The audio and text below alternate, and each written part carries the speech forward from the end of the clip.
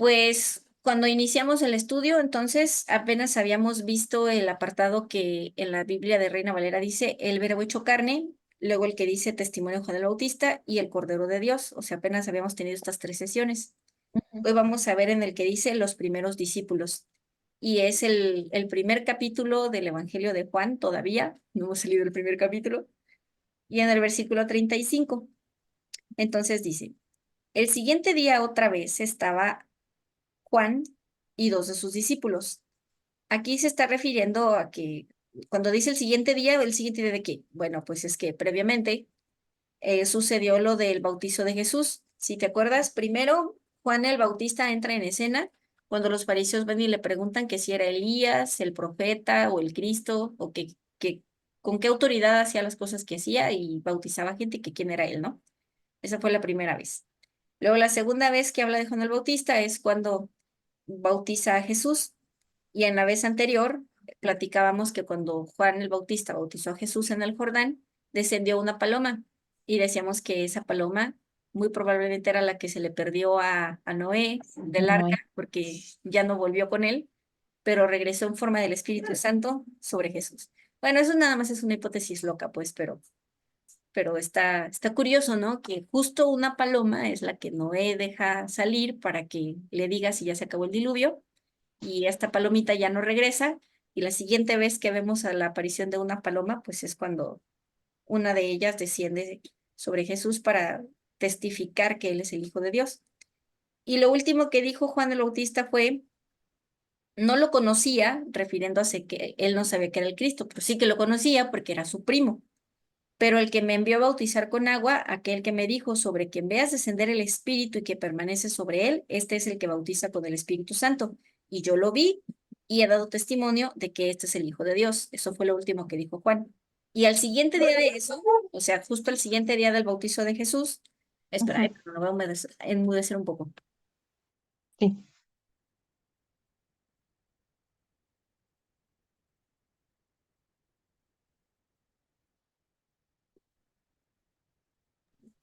Es que mi perrito se metió abajo del sillón como que quería sacar algo de ahí y se quedó atorado. Ah, Es que cuando mi perrito llegó a la casa tenía un mes y estaba así de chiquito, así de pequeñito. De hecho, en mi sudadera, ya ves que las sudaderas tienen así un bolsillo como marsupial. sí, Ahí lo sí. metía y cabía y nomás sacaba la cabecita y se asomaba, porque estaba así de pequeñito. Pero ahorita, como es una raza mediana, ya tiene 5 meses, pues ya está bien grandote y panzón, entonces ya no cabe abajo del sillón. Y como que se quedó acostumbrado a que se podía meter abajo del sillón y pues ahora ya le cuesta trabajo meterse y salirse. Pero eso no se lo impide, ahí anda, metiéndose y saliéndose del sillón. Bueno, entonces al siguiente día del bautizo de Jesús, otra vez estaba Juan el Bautista y dos de los discípulos de Juan el Bautista estaban con él, ahí en el Jordán. Y mirando a Jesús que andaba por allí, otra vez Juan el Bautista dijo, He aquí el Cordero de Dios. Y lo oyeron hablar los dos discípulos de Juan el Bautista y siguieron a Jesús. O sea, se fueron con Jesús y abandonaron a su maestro, Juan el Bautista. Ujú. Y volteando a ver a Jesús y bien, no, Jesús volteando hacia atrás o hacia donde estaban los discípulos y viendo que lo seguían, les dijo, ¿qué buscan? Así como que, ¿qué quieren, no? ¿O qué traen? Y ellos le dijeron, rabí. Y la palabra rabí en hebreo significa maestro. O sea, con ese acto de llamarlo rabí, ellos se estaban poniendo a sí mismos bajo la autoridad de Jesús y con eso le estaban dando pauta de que querían aprender de él, por eso le dijeron rabí. Si no, nada más le hubieran dicho, no, pues tú quién eres o algo, ¿no? Pero el hecho de decirle rabí significa que se estaban poniendo bajo su autoridad. Y Jesús les dijo, perdón, le dijeron rabí, que traducido es maestro, ¿dónde vives? ¿O dónde moras? ¿O cuál es Ujú. tu lugar? ¿Dónde te la pasas? Y entonces Jesús les dijo, vengan y vean. Y esta respuesta de Jesús es contundente. O sea, no les dio direcciones, no les dijo, pues aquí a 2 cuadras o sigan derecho. No les dio indicaciones, les dijo, vengan y vean. Porque así es Jesús. A Jesús le gusta que le sigan y a él le gusta mostrar. O sea, Jesús no es de los que nada más hablan, sino que él demuestra, pone ejemplo. Por eso les dijo, vengan y vean. Los llevó hacia donde él vivía o donde él se pasaba el tiempo. Fueron y vieron dónde moraba y se quedaron con él aquel día, porque era como la hora décima. O sea, ya eran como las 4 de la tarde. Los judíos empiezan a contar el día a las 6 de la mañana. Nosotros empezamos a las 0 horas, para nosotros son las 12 de la noche, pero para los judíos la hora cero son las 6 de la mañana. Entonces, si dice que era la hora décima, significa que eran las 16 horas, o sea, las 4 de la tarde. Pues como ya eran las 4 de la tarde, llegaron y empezaron, yo me imagino que le hicieron preguntas a Jesús o algo pasó, se les hizo tarde, ya se les hizo noche y mejor se quedaron ahí. Hay que recordar que en aquel entonces pues no había sistema de alumbrado público, ¿verdad? Entonces no es casi como de que ya se hizo noche, pero ahorita tomamos el camión, pues no. Y se pone oscuro y pues no ves ni por dónde caminas, entonces se quedaron con Jesús. Y luego dice, Andrés, hermano de Simón Pedro, era uno de los dos que habían oído a Juan y habían seguido a Jesús. La palabra Andrés, por cierto, no te había dicho, pero la palabra Juan, el nombre de Juan, significa Yahweh ha sido misericordioso o Dios es misericordioso. Entonces, los nombres en la Biblia tienen significado y son importantes. Entonces, el hecho de que Juan haya sido el testigo de que Jesús vino a salvar al mundo y de que Él es el Cordero de Dios, es significativo y por eso tenía que llamarse Juan, porque Juan significa Dios es misericordioso. Y tanto da testimonio de que Dios es misericordioso, porque entonces a Él le tocó apuntar y señalar hacia quién es el que nos extiende la misericordia, que es Jesús.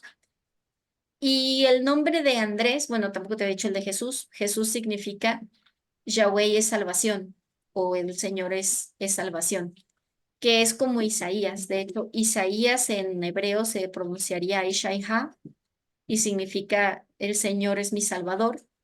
Y Yahweh, perdón, y Yeshua significa ya es el salvador o ya trae salvación. Así que se parecen. Y entonces, y también se parece al de Joshua, que se traduce Ujú, como Josué en la Biblia. ujú, Joshua y Yeshua son vocablos parecidos. Yeshua significa que Dios es Salvador y Joshua o Josué creo que tiene el mismo significado, nada más varía un poco la pronunciación. Entonces Andrés significa hombre fuerte o también hombre valiente. Así que uno de los primeros que siguió a Jesús era un valiente. Y vaya que se tiene que ser valiente, porque imagínate, no sé qué carácter específicamente tenía Juan el Bautista, pero para que llegaran los fariseos, que eran los meros meros del templo, como los líderes religiosos y políticos, y le preguntaran, ¿y tú quién eres? Y él les haya dicho, ¿qué les importa? Pues es una persona que tiene agallas, ¿verdad? Y a lo mejor no tenía muy buen carácter. Pues sí, Ay, ¿no? Es que imagínate, o sea, trata de imaginarte a Juan el Bautista vestido con piel de camello, comiendo saltamontes y miel, todo desaliñado, con su peluca así toda con rastas a lo mejor, no sé. Bueno, sí se bañaba porque bautizaban en el río Jordán, entonces tenía que bañar, pero a lo mejor andaba así todo greñudón y como cuando te acabas de bañar y se te eriza así el pelo, ¿no? Por el polvo y el aire, no sé. Así me lo imagino yo. Y que lleguen y le digan, ¿y tú qué eres el profeta o qué? ¿Qué les importa? Yo no soy el profeta y qué. O sea, a mi parecer, la manera en el tono que Juan el Bautista les contesta es así, ¿no? Es como bien de golpe. como muy rudo, ¿verdad? Ajá, como muy rudo. Y el hecho de que le diga a la gente, arrepiéntanse de sus pecados, no podía ser una persona dulce y sensible, así como de, ay, mijo, pues creo que estás haciendo algo que a Dios no le agrada. O sea, no les hablaba así, les decía, el que miente, ya no mienta. Y me imagino así señalando a la gente, tú que eres un mentiroso, ya no mientas. Y tú que eres un ratero, ya no robes. Mejor bautízate y arrepiéntete. O sea, para ordenarle a la gente que se arrepienta y contestarle feo a los fariseos, pues tenía que ser una persona ruda. Así que Andrés, siendo discípulo de Juan el Bautista, de repente se cambia de escuela y dice, ahora voy a seguir a Jesús, tuvo que ser un valiente. Porque imagínate que ahora yo me pondría a pensar así como de, ay no, me va a regañar Juan el Bautista si me voy con Jesús. Pues no le importó. Andrés valientemente estaba con su mismo maestro, que es Juan el Bautista, ve a Jesús, ni a Dios le dijo, nomás se desafanó y se fue a seguirlo valientemente. Y el otro que estaba con él, bueno, dice que Andrés es hermano de Simón Pedro y que era uno de los dos que habían oído a Juan y habían seguido a Jesús, o sea que originalmente estaban con Juan y luego habían seguido a Jesús. Hay cierta hipótesis que dice que el otro era precisamente Juan el Evangelista, el que estaba allí, porque lo platica tan de primera mano que tuvo que haber estado presente para saber qué fue lo que sucedió. Entonces, no especifica Juan el Evangelista que él era el otro que estaba allí. Nosotros lo suponemos porque lo relata de esta manera, pero de entrada el que estaba allí era Andrés, que era un valiente. Y él era hermano de Simón. Dice aquí de Simón Pedro como para dar la referencia, porque después de que Jesús lo encontró, él le cambió el nombre y esto está en el versículo que sigue después. Dice, este halló primero a su hermano Simón y le dijo, hemos hallado al Mesías, que traducido es el Cristo. O sea, Andrés sí reconoció cuando escuchó a Juan que dijo, este es el Cordero de Dios que quita el pecado del mundo. Y Andrés valientemente se atrevió a desafiar a Juan el Bautista, su maestro malhumorado, y para empezar a seguir a Jesús. Luego reconoció que él en realidad es el Mesías y entonces lo primero que hizo fue ir y decírselo a su hermano. Y esta es una cosa que deberíamos de aprender, porque muchas veces nosotros encontramos en Cristo la paz que necesitamos, encontramos la salvación, el perdón de nuestros pecados, pero no vamos a decírselo a nuestros hermanos por así como de primera mano, como que nos guardamos este tesoro. Y eso no debería de pasar. Deberíamos de ser más como Andrés, valientes para compartir lo que Jesús hizo por nosotros. Así de valiente era Andrés, que fue con otro malhumorado, que era su hermano Simón, a decirle, encontré al Mesías, y sin temor de que le iba a decir Simón, ¿verdad? Entonces dice, y le trajo a Jesús, y mirándolo Jesús, le dijo, tú eres Simón, hijo de Jonás, tú serás llamado Cefas, que quiere decir Pedro. Ya ves que dicen que pueblo chico, infierno grande y que toda la gente se conoce en los pueblitos. Pues Galilea no era un lugar muy grande, entonces, pues yo me imagino que todos se conocían entre sí. Por eso digo que cuando Juan el Bautista dijo a este no lo conocía, no se refería a que no sabía quién era Jesús, era su primo, otra vez, pero no reconocía que él era el Mesías. Es como que Jesús ahí se movía y conocía a la gente, porque tan conocía a Simón que hasta le dijo de quién era hijo. Le dijo, tú eres hijo de Jonás. Y por cierto, Jonás significa paloma. Otra vez aparece la paloma aquí. Pero ahora en el nombre de Jonás, que es el papá de Simón. Y la palabra Simón, el nombre de Simón significa Dios ha escuchado. Si te acuerdas cuando leímos en Lucas el relato del nacimiento de Juan el Bautista, em, Mm. no, no es cierto, estoy divagando, perdóname. No, es que ya me acordé que Zacarías estaba en el templo y eso, pero no nos pasamos hasta la parte en la que había un hombre llamado Simón que estaba esperando el nacimiento de Jesús. Y este No, hombre llamado Simón, no lo vimos, ¿verdad? no. Bueno, este hombre llamado Simón estaba esperando la llegada de Jesús. Y cuando él vio al bebé Jesús, lo abrazó, lo tomó en sus brazos y dijo, ya me puedo morir porque ya vi al Mesías, así de plano. Y reconoció a Jesús como el Mesías siendo un bebé.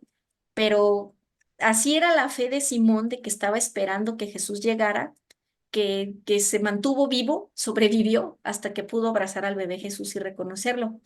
Y a mí me llama la atención precisamente que se llamaba Simón, este hombre que abrazó a Jesús y que lo reconoció como el Mesías, porque Simón significa Dios es misericordioso, no, perdón, significa Dios ha escuchado, Dios es misericordioso es Juan, y Simón es Dios ha escuchado. Entonces Simón estaba tan seguro de que Dios había escuchado el clamor del pueblo judío que él estaba seguro que él no iba a morir antes de que Jesús llegara como Mesías. Y esto se relaciona con lo que también ya habíamos platicado antes del rapto. Así como Simón tenía esa confianza de que Jesús iba a llegar como Mesías antes de que él muriera, nosotros debemos tener esa confianza de que Jesús va a venir por segunda vez y nos va a raptar hacia los cielos antes de que se acabe nuestra generación, porque pues todo indica que así es como va a suceder. Pero entonces este otro Simón, hijo de Jonás, va ahí de chismoso a ver qué le dijo su hermano Andrés. Llega su hermano Andrés el valiente y le dice, encontramos al Mesías. Y dice, a ver, pues quiero ver. Y lo que tiene Pedro es que él siempre es como muy práctico, como muy pragmático, ¿no? Entonces quiere constatar y va a buscar a Jesús para ver si es cierto que es el Mesías. Y lo primero que encuentra es que llega con Jesús y Jesús lo recibe diciéndole, tú te llamas Simón y eres hijo de Jonás, pero ahora te vas a llamar Piedra. Así. En arameo, Cefas, en griego, Petro, o sea, de Petra, que es piedra. Tú eres el Piedro, así le dijo. Y pues imagínate, ¿no? ¿Qué cara habrá puesto Pedro? Así como de, o sea, ¿ya nos cotorreamos o qué? Yo apenas estaba pensando si te puedo tutear y tú ya me estás cambiando el nombre, ¿qué onda? Y esto nos habla de que Jesús conocía perfectamente bien a quienes iban a ser sus discípulos. Y hay como una doble vía de escogerse, como cuando escoges con quién te vas a casar. A veces preguntan, ¿y quién escogió a quién? Pues es que es un escogerse mutuamente. Jesús ya sabía que Andrés lo iba a seguir y que Andrés le iba a llamar a Pedro y ya le tenía preparado el apodo para decirle, ahora tú vas a ser piedra. Y Pedro, por otro lado, cuando Andrés le llama y le dice, encontramos al Mesías, dale su curiosidad, que él quiere ir a ver quién es este Mesías y decide también seguirlo. Entonces es mutuamente. Y así es con nosotros. Nosotros usualmente, nosotros somos quienes estamos perdidos, no Jesús.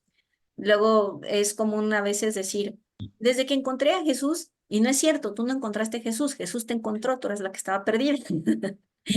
Jesús siempre ha estado en su mismo lugar, sentado junto a la diestra del Padre en su trono en los lugares celestiales, pero Él es el que nos encuentra a nosotros porque nosotros somos quienes nos perdemos. Y, y es curioso, pues, pero es así como sucede. Hay quienes están, hay como una teoría o un estilo de predicación que dice que nosotros fuimos predestinados, entonces no importa lo que hagas, si eres un predestinado, entonces vas a escoger seguir a Dios, pero no es completamente verdad. Lo que es verdad es que nosotros estamos dentro de Dios. Es como cuando un pez está dentro del agua en una pecera. El agua, tú que estudiaste química lo sabes, se unen las moléculas de agua entre sí por puentes de hidrógeno. Y a la menor vibración, pues todos los puentes de hidrógeno son sensibles. O sea, imagínate a todas las moléculas de agua conectadas entre sí por medio de los puentes de hidrógeno. Y si tocas una molécula de agua, todas las moléculas de agua que están en el mismo contenedor perciben ese toque a través de los puentes de hidrógeno. Y entonces, si hay un pez adentro de una pecera que está llena con agua y el pez está allí nadando, el agua, digamos, tiene conciencia, entre comillas, o percibe el movimiento del pez, porque el pez está inmerso dentro del agua. Nosotros existimos en Dios. No es como que nosotros estamos aquí, Dios está en el cielo y somos cosas distintas y separadas. Es Dios y adentro de Dios está el universo, como si fuera nuestro cerebro o nuestras neuronas que están adentro de nuestra cabeza o el agua que está en nuestro cuerpo por dentro o nuestras células. O sea, nosotros habitamos dentro de Dios, todas las personas, todo el universo. Entonces no estamos separados de Él. Así que Dios está consciente de todas las cosas y de todas las personas. Por eso Dora, dice que hasta nuestros cabellos están contados. Mande. ahorita que dices eso, mm, el otro día yo estaba pensando algo Ajá, y dije, después se lo voy a preguntar a Dora. ajá, Y ahorita que estás diciendo eso, ¿qué pasa? O sea, el universo está, pues, tan grande. ujú, ¿Qué pasa con los otros planetas? O sea, ya ves que dicen, es que sí hay vida en otros planetas. Y, o sea, que no se podría decir que no está comprobado, pero ¿qué pasa con eso? O sea, o somos el único planeta que tiene vida o cómo. O sea,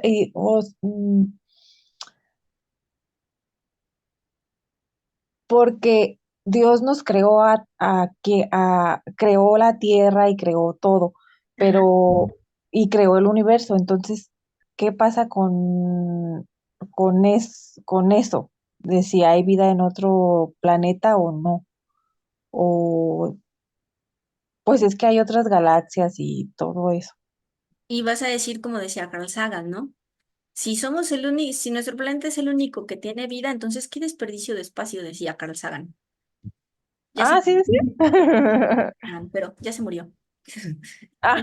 Y, y no estaba él muy seguro de tener fe en Jesús. O sea, sabía que debe de existir algo más grande que nosotros, pero no. Él decía que tenía su propia concepción de Dios y como que no estaba tan convencido acerca de Jesucristo. Así que, quién sabe. quién sabe cómo habrá muerto, solo Dios lo sabe. Pero bueno, respondiendo a tu pregunta. Te digo que el universo entero existe dentro de Dios, como el pececito que está dentro de la pecera que está llena con agua. Sí, estamos inmersos, el universo entero está Ajá, dentro de Dios. Y entonces Dios tiene conciencia de nosotros y del universo entero. Él en su soberanía decidió que solamente pondría la vida como nosotros la conocemos a los seres humanos en la Tierra, en el planeta Tierra. ujú, Y ujú, tiene un propósito para ello. Para él el tiempo no existe. El tiempo es algo que él inventó para ponernos un límite y que nuestro cerebro no explotara y se hiciera añicos al no entender toda la multidimensionalidad. Pero en realidad él es eterno y él es infinitesimalmente dimensional. O sea, en realidad, este, ¿cómo se dice? Reflejo que nosotros conocemos de largo, ancho, alto, profundo y tiempo, estas ujú, dimensiones las diseñó y las inventó para que nosotros no nos volvamos locos, o sea, para que nosotros podamos comprenderlo mejor, porque al principio no era así. Cuando Dios creó a Adán y a Eva, en el principio antes de que pecaran, ellos eran seres de luz y habitaban dentro de Dios y estaban en el jardín que Dios dispuso para tener tiempo de comunión con ellos. Y no tenían ropa y no se daban cuenta de que estaban desnudos porque brillaban. Entonces, había un halo de luz que rodeaba sus cuerpos tan brillante que no les permitía ver los cuerpos desnudos de Adán y Eva y por eso no estaban enterados de que estaban desnudos. Por eso después de que pecan, ese halo de luz desaparece, ellos caen en pecado y entonces la creación completa se somete debajo de la sabiduría del bien y del mal, del conocimiento del bien y del mal. Ellos solo conocían el bien porque solo conocían a Dios. Cuando comen del fruto del árbol del conocimiento del bien y del mal, entonces su naturaleza perfecta es contaminada con el mal y ahora conocen el bien y el mal, ambas cosas. Entonces pierden toda su luminosidad y descubren que están desnudos para empezar. Y es cuando Dios tiene que hacer el primer sacrificio de matar a un ser vivo para con sus pieles proteger los cuerpos de Adán y de Eva y todo lo demás sucede. Pero ya existían todos los planetas.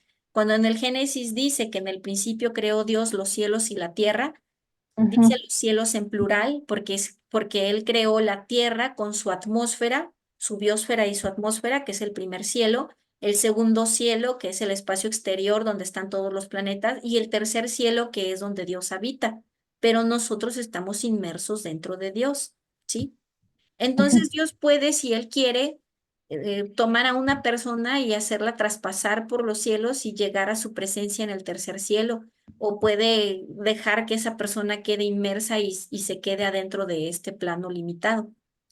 Y el motivo por el cual Él dejó los demás planetas vacíos, digamos, o sea, que no tienen forma de vida inteligente como la de nosotros, es porque Él tiene un plan posterior para estos planetas.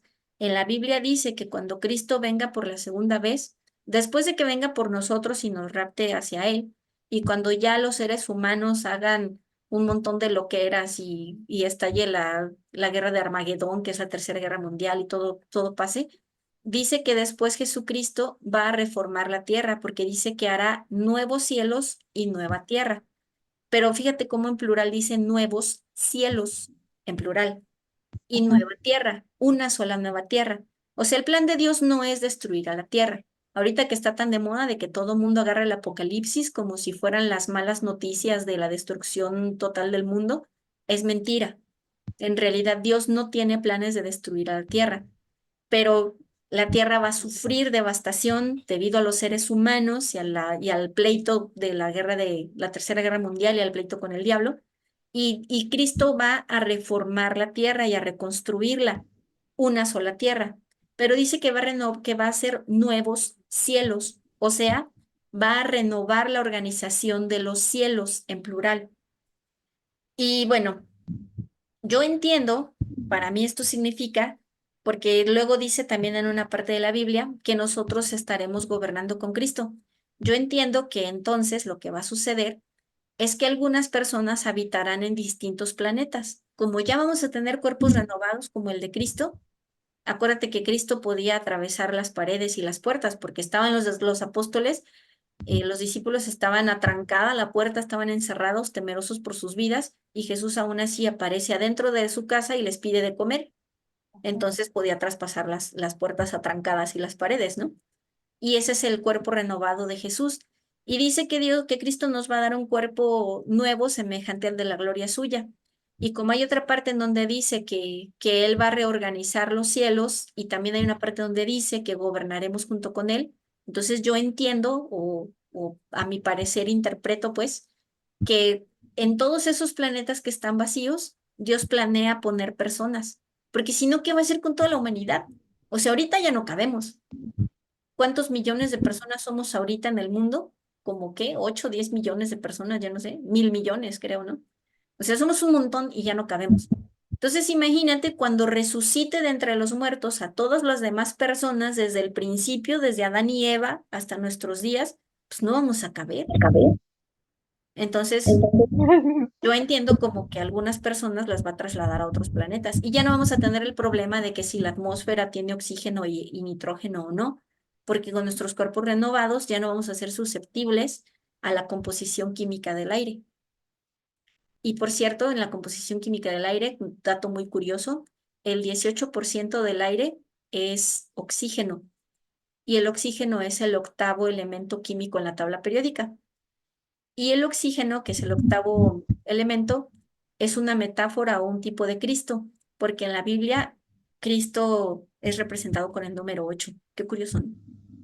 O sea, qué coincidencia que Cristo es representado con el 8 y el oxígeno es el octavo elemento y tú no respiras oxígeno, te mueres. Y el oxígeno junto con el hidrógeno hacen el agua. ¿Sí? Y el agua está considerada por los científicos como una sustancia que Vital. originalmente no es de aquí. O sea, dicen, ¿de dónde provino el agua? Que es rara. Por lo mismo de los puentes de hidrógeno, la tensión superficial. Es el único líquido que cuando lo enfrías, en lugar de contraerse, porque sus moléculas están en menor movimiento, se expande debido a los puentes de hidrógeno precisamente. Y qué curiosa esa habilidad de formar puentes de hidrógeno. ¿Qué es el hidrógeno? El hidrógeno es el elemento número 1. ¿Quién es el 1? Pues el Padre. Ujú. Entonces, tienes a Cristo, al Padre y al Espíritu Santo formando la molécula de agua. ¿Mm? Y la molécula de agua es un testimonio de que Dios es trino, de que Dios es Padre, Hijo y Espíritu Santo, siendo el Hijo el oxígeno, Cristo. Qué cosas tan maravillosas, ¿no? Vuela la cabeza. Bueno, y entonces esa es la respuesta.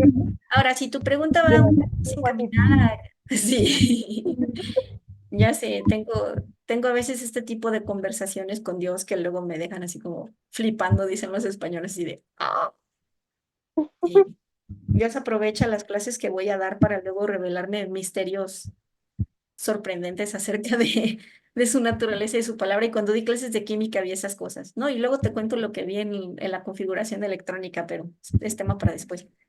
Pero bueno, si tu pregunta también iba más encaminada a las últimas noticias que ha habido acerca de los ovnis y los extraterrestres, pues mira, hay un astronauta, otra vez yo no me acuerdo el nombre, siempre se me olvidan los nombres, ¿verdad?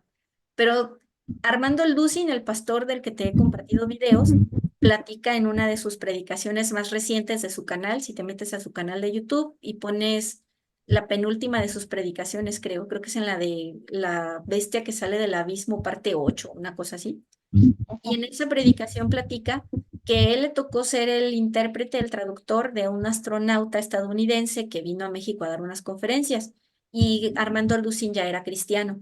Entonces empezaron a platicar y este astronauta le dijo, mira, yo te confieso que yo al principio como que no estaba muy seguro de la existencia de Dios, pero cuando fui al espacio exterior y desde el espacio exterior vi la Tierra así redondita, esférica, bonita, yo caí como, o sea, que el astronauta así como que se sorprendió mucho y dijo, esto no puede ser obra de la casualidad ni una cosa estadística, ¿no? Tiene que haber alguien que la hizo, dijo. Entonces empecé a creer que Dios existe. Y ya Armando Alducin le comentó de Cristo y le compartió. Y este astronauta le dijo a Armando Alducin que él está consciente de que hay mucha información que está como velada, pues que en los Estados Unidos no la quieren difundir acerca de los fenómenos ovnis. Y él le dijo, yo estoy seguro de que existen, el fenómeno ovni es real y sí hay platillos voladores y sí hay entes inteligentes que intentan comunicarse con las personas. No dudo que incluso hayan abducido a las personas, como las personas platican. Y este astronauta le dijo, pero yo estoy seguro que esto proviene del diablo, o sea que es otra más de las artimañas del diablo. Así como el diablo se inventa santitos y luego aparece a la Virgen en las tortillas y en las paredes mohosas con óxido. O sea, el diablo hace lo que sea con tal de que la gente desvíe su fe y quite sus ojos de Cristo y los ponga en lo que sea, en una tortilla mohosa, en una pared oxidada, en lo que sea. Y como hay mucha gente que tiene curiosidad por las cosas del exterior y que se hace estas preguntas como, y entonces, ¿qué desperdicio de espacio? ¿Por qué Dios no pobló los demás planetas? Pues es que los va a poblar después, contigo y conmigo y con otras personas, pero ahorita todavía no. Como para Dios no existe el tiempo, para nosotros ya pasaron no sé cuántos miles y de millones de años desde el origen de la Tierra, pero para Dios fue ayer o hace 2 minutos, o sea, para Él no existe el tiempo, no ha pasado nada. Y de acuerdo con él, ya estamos habitando en los otros planetas y ya está todo renovado y todo está pasando al mismo tiempo. Ya sé, se oye como bien loco, pero pues es así, él es eterno y adimensional o multidimensional, como lo quieras ver, porque al fin de cuentas cero entre cero no existe y es como el infinito, así que da lo mismo. Multidimensional o adimensional es igual. Pero bueno. Entonces, si la pregunta va enfocada, ¿hay otros planetas donde hay marcianos que intentan contactar con nosotros? La respuesta corta es no. Y la respuesta larga es, lo que en realidad sucede es que el diablo está haciendo que la gente crea que existen los extraterrestres y que existen que los ovnis son un fenómeno natural y normal, y entonces lo va a usar de pretexto para que cuando su falso profeta y el anticristo estén aquí en el mundo haciendo su reinado de poder y nosotros seamos arrebatados a los cielos por Cristo, entonces van a decir que fuimos abducidos por los extraterrestres y esa es la explicación científica que le va a dar al arrebatamiento de la iglesia, ¿no? Por eso está preparando el camino y por eso sale Jaime Maussan poniendo sus momias hechas de repollo, ¿qué dijo? Ah, no de repollo, ¿de dónde saqué repollo? No, de papel maché y así, ¿no? La noticia que te platiqué la otra vez. Qué vergüenza. Pero bueno, hay otros investigadores, no Jaime Maussan, otros que sí son serios, que han buscado la verdad de qué es lo que sucede.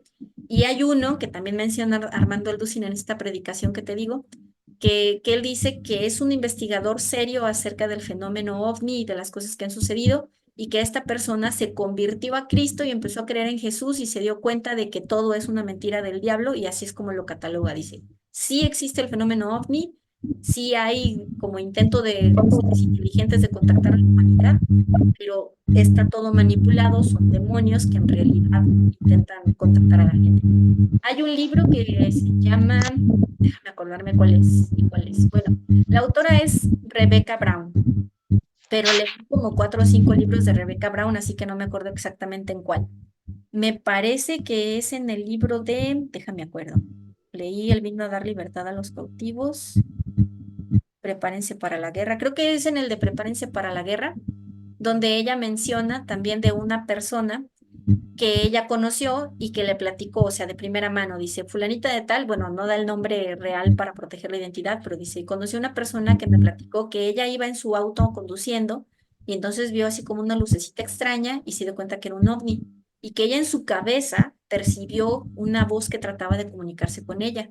Entonces ella le empezó a hacer preguntas, o sea, pues aprovechando de que ya había un contacto, le dijo, ¿y tú quién eres? Y ya le dijo aquel, no, es que yo soy fulano de tal, no sé qué nombre le dio y vengo de otro planeta. Y ella le dijo, ¿y en tu planeta creen en Jesús? Luego, ¿no? Y entonces le dijo, ¿cuál Jesús? Y a ella le dijo, pues es que Jesús es el Hijo de Dios que vino y se hizo carne para salvarnos y limpiar nuestros pecados. ¿Ustedes conocen a Jesús el Cristo? ¿Qué saben de él? Y que entonces esta vocecita, o sea, ya tenían una conversación, ella platica en el libro que ya había una conversación, y que en el momento en el que ella le pregunta por Jesucristo y que le pregunta si conoce a Jesucristo, entonces este ser inteligente que se comunicaba con ella como por telepatía, trata de evadir y de cambiarle el nombre. Y entonces ella se da cuenta de que, porque la Biblia dice, prueben todo espíritu que ustedes, con el que ustedes se encuentren o que ustedes vean, y si el espíritu proviene de Dios, confesará a Cristo encarnado.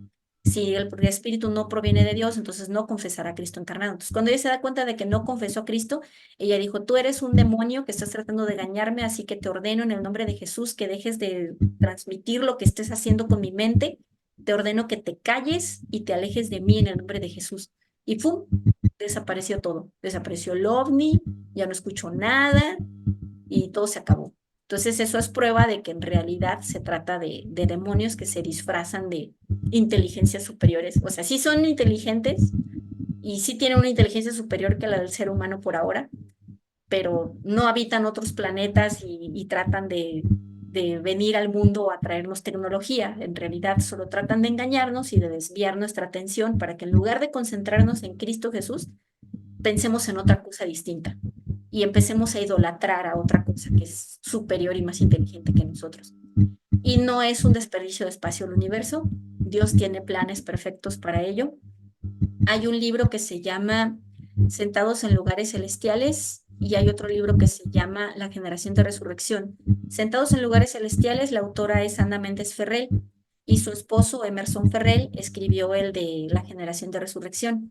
Y ellos hablan acerca de que nosotros tenemos este cuerpo físico de carne y huesos que está hecho con los elementos de la tierra y agua, pero también tenemos un cuerpo espiritual y nuestro cuerpo espiritual es luego el que se comunica directamente con el Espíritu Santo y es el que libra batallas espirituales. Pero ellos aseguran que además también tenemos un cuerpo celestial y nuestro cuerpo celestial nosotros lo vemos desde aquí como una estrella en los cielos. Así que si lo que ellos dicen es verdad, y efectivamente tenemos un cuerpo celestial, entonces las galaxias no son un desperdicio de espacio. Las galaxias son personas que tienen un cuerpo celestial, o sea, son los cuerpos celestiales de las personas que están aquí en la Tierra.